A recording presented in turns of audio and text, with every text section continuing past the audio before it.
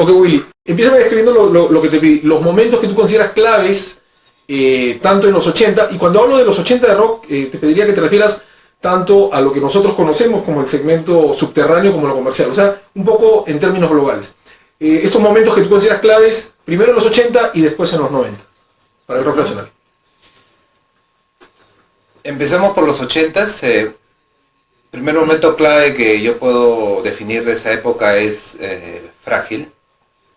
Frágil con Panamericana Televisión, Frágil en el Amauta, el disco de Frágil. Es decir, cómo Frágil se da a conocer de una manera popular ante los medios de comunicación. Gracias a los medios de comunicación, porque Frágil había empezado a finales de la década anterior, a finales de los 70s, cantando en inglés, covers, y ya a comienzos de los 80s es que ellos empiezan a hacer temas en español y graban un disco con Panamericana Televisión como editora, y Frágil comienza a ser la primera banda de rock nacional para muchos a comienzos de los 80, ¿no? No había otros antecedentes. Ese es un primer momento que yo recuerdo importante de esa década, ¿no? Un segundo momento importante es la aparición de Leucemia dentro de una asociación de músicos cuyas pautas principales eran dos: cantar en español y componer temas propios. Leucemia llama la atención dentro de este grupo, que llamaba la atención también, porque Leucemia, si bien canta en español y compone temas propios, la música que ellos hacían era el reflejo más directo de esa época que vivíamos, ¿no? Porque los demás grupos todavía traían rezagos musicales de los años 70. Y es por eso que Leucemia empieza a resaltar, y Leucemia comienza a hacer un propio camino, ¿no? Al ver que también estaba solo dentro de ese estilo que desarrollaba, ¿no? Luego todo eso se viene a convertir en el llamado rock subterráneo, ¿no? Que viene a ser un tercer momento importante en la década, ¿no? Esto comienza a transcurrir desde entre el año 84 y 85, ¿no? En el 85 ya esto se comienza a definir, y mejor dicho, los medios lo definen como rock subterráneo. Paralelamente a esto, el rock en español, el rock en castellano, como quisiéramos decirlo, empieza a ser algo, a estar más presente que en años anteriores, ¿no? Me refiero a mitad de los 80. Gracias a un boom que un par de radios empieza a desatar, ¿no? Y es que el rock el rock en español se convierte en algo, en una moda, y cada vez son más emisoras las que empiezan a difundir bandas argentinas, españolas, mexicanas, chilenas, y algunas también peruanas que empiezan a surgir en esos años, ¿no? Sobre todo bandas de pop y pop rock, yo diría, ¿no? Que son pues muy conocidas en esa década, como Arena Hash, Haas, el mismo Mickey González, entre otras, ¿no? Un tercer momento que recuerde de esta década es ya a finales, cuando el gobierno de Alan García Pérez nos había llevado a una crisis sin precedentes, cuando se ve realmente quiénes, tanto por decirlo así, del aspecto comercial como del subterráneo, deciden a dedicarse a la música antes que a cualquier otra cosa, y se empieza toda esa gran movida que había se empieza a decantar, y es así que solamente algunos músicos, yo diría más que grupos inclusive, empiezan a marcar un camino también, ¿no? Y se ve quiénes van a sobrevivir de una década a otra, ¿no? Llámese un Daniel F. solista, por un lado, un Pedro Suárez Vértiz solista, por otro lado, ¿no? Es decir, se llega a definir realmente quiénes están interesados en la música, más allá de cualquier otro aspecto, ¿no? Ese es otro gran momento en los 80s. En la década de los 90, la situación empieza con unos años un tanto inciertos, ¿no? Es decir, al igual que en los 80, yo diría, comienzo de los 90 también, no hay mucha agitación rockera en nuestra ciudad, por no decir en el país. Un primer momento que yo recuerdo de esa década es los no sé quién, no sé cuántos. Ellos con un tema como Las Torres comienzan a poner la palabra rock en el imaginario social, más allá del rockero inclusive, ¿no? Es decir, este tema con esta letra contundente hace que mucha gente que no habla de rock, que no hablaba de rock, que no le interesaba el rock, comience a decir, vaya, un grupo de rock puede decir algo como esto. Vaya, el rock dice cosas, ¿no? Hecho que yo considero importante a un nivel, pues, masivo, popular, ¿no? Ese es un primer gran momento en los 90. El cassette de los no sé quién, no sé cuántos, que contenía este tema se convierte en un superventas. Inclusive ya a altos niveles gracias a la piratería ya en esos momentos, ¿no? Luego de esto, lamentablemente la propuesta de los no sé quién, no sé cuántos, se diluye en cuanto a contenido. Y bueno, comienzan a surgir otras bandas que hacia ya mitad de los 90 y gracias a la rotunda participación de los medios de prensa escrita, empiezan a hacerse notar en nuestro medio. En ese sentido, comento que el papel de los medios de comunicación en décadas anteriores no había sido tan determinante en el desarrollo de nuestro rock. En los 90 yo considero que los medios de prensa escrita realmente hacen un trabajo decidido de difusión del rock nacional. Podemos mencionar varios periodistas o varios medios, no quisiera mencionarlos porque temo ser injusto y no mencionar algunos, pero en general los medios de prensa escrita decidieron dar un hincapié a lo que estaba sucediendo en la escena de rock nacional. En cuanto a lo que es emisoras radiales, el asunto era, considero también similar a décadas anteriores, ¿no? Me refiero a esta primera mitad de los 90, ¿no? Es decir, siempre han habido programas de radio, desde los años 50 incluso, que difundían rock y que difundían algunos artistas nacionales, por decirlo en general, ¿no? que hacían rock.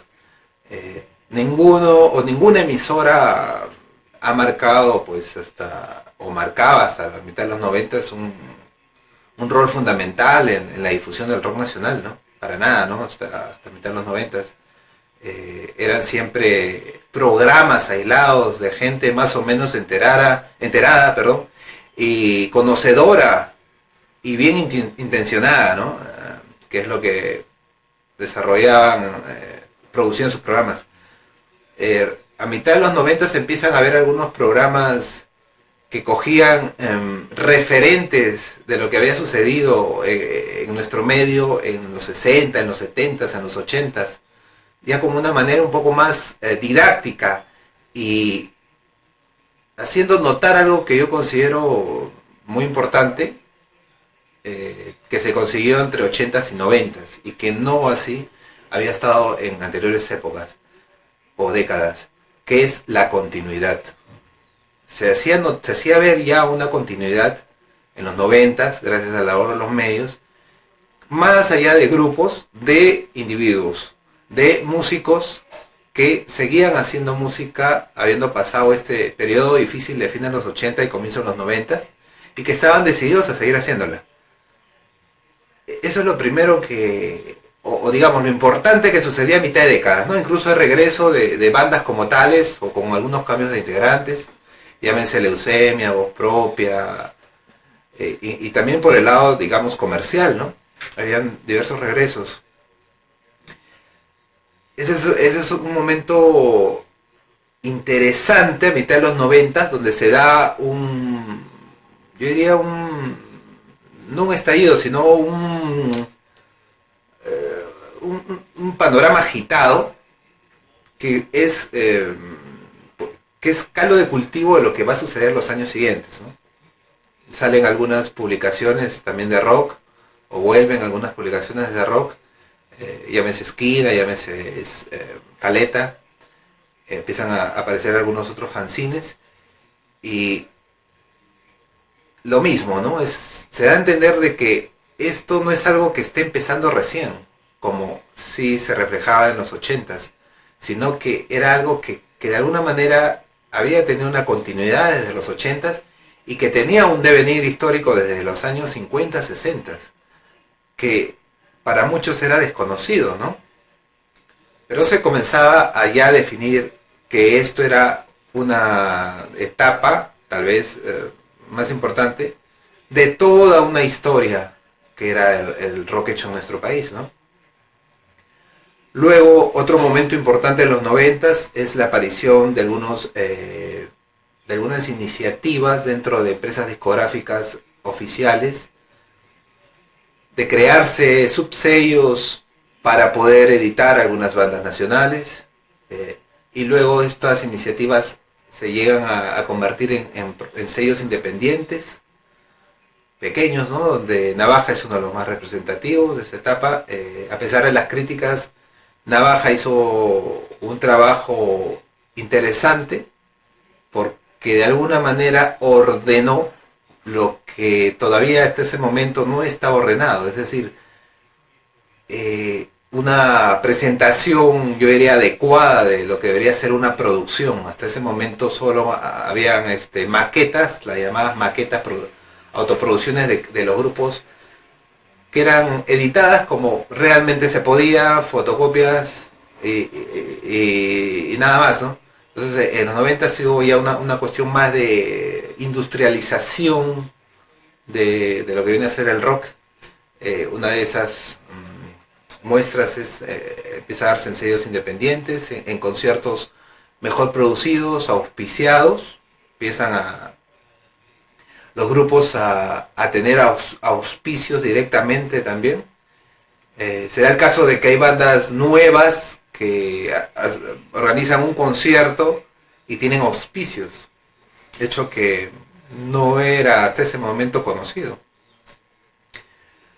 Otro momento interesante en estos 90s es la aparición de algunos programas de televisión, ¿no? Que decididamente también difundían rock en español y rock nacional, ¿no?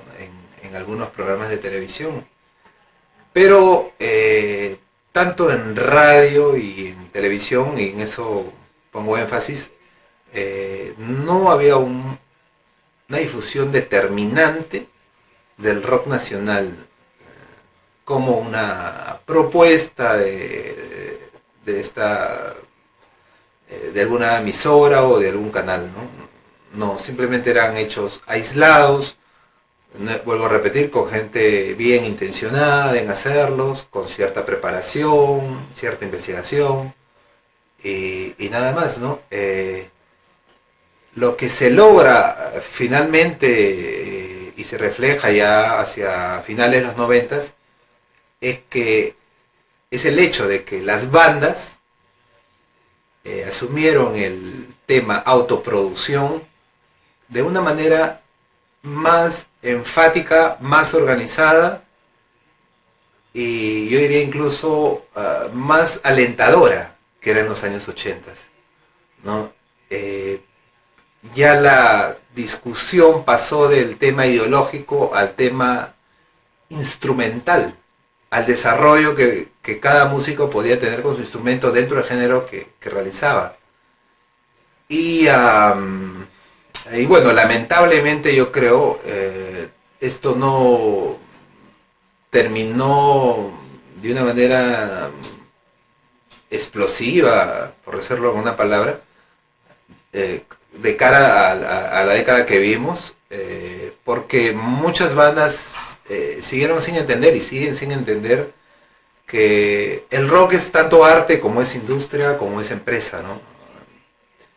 Para muchos y muchas bandas han quedado en el camino, lamentablemente el rock sigue siendo pues un hobby, un pasatiempo,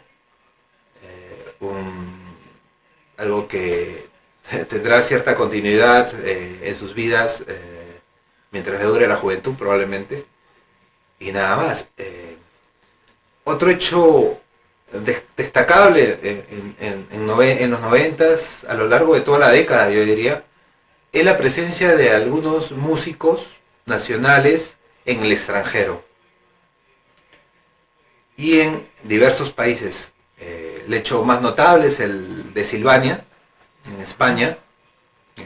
Mario y Coco arman un dúo a mitad de los 90, a comienzos de los 90, perdón, y ya a mitad de los 90 se convierten en uno de los grupos musicales españoles más importantes de esa década, y llegan a ser producidos por sonidistas o productores de vanguardia en Inglaterra, hecho inédito para el rock nacional y hecho además poco frecuente para el rock latinoamericano en general, ¿no? Es un grupo del cual sentirse orgulloso.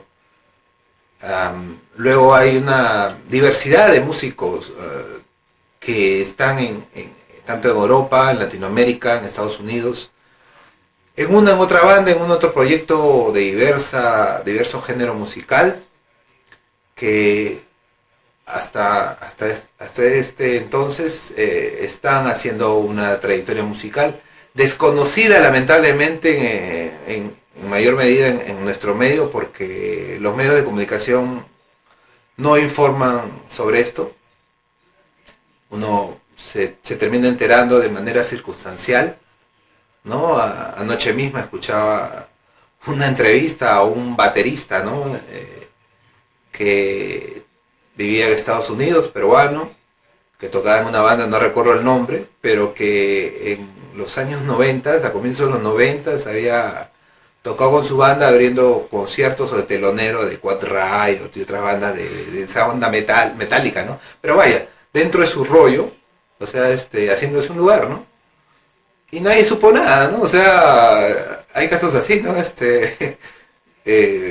Para rastrear, ¿no? Chévere, maestro. No. Otros dos hechos interesantes en la década de los 90 son la producción independiente de videoclips. Mucha gente empieza a hacerla y muchos grupos se benefician. Y otra es la realización de pequeños a medianos festivales de rock, siendo el Agustín Rock uno de los más importantes. Nació en el Agustino por iniciativa de bandas como Los Mojarras, y que llega a tener un énfasis notable hacia finales de los 90, cuando gracias a algunos auspicios logran juntar en una de sus ediciones a lo más representativo del rock de los 90 en nuestro medio. Otros festivales interesantes como el Antimiseria, desarrollado en Miraflores, son algunas muestras de que cuando hay una iniciativa formal, en este caso la Municipalidad de Miraflores, se puede trabajar el tema jóvenes, rock e iniciativas ciudadanas, ¿no? Cosa que lamentablemente en esta década no ha tenido una continuidad. Hay otro festival interesante en el cual participé en la producción, que es Inrockuptibles, que se trabajó con la Embajada de Francia, que también viene a demostrar que cuando hay un apoyo de un ente pues formal, por decirlo en síntesis, se pueden hacer cosas interesantes, incluso con participación extranjera, ¿no? La embajada luego de eso pues trajo a Manu Chao, ¿no? Uno de los músicos más interesantes dentro de la movida del rock en Latinoamérica. Son estos momentos que yo también rescato como interesantes de la década de los 90. Perfecto, maestro.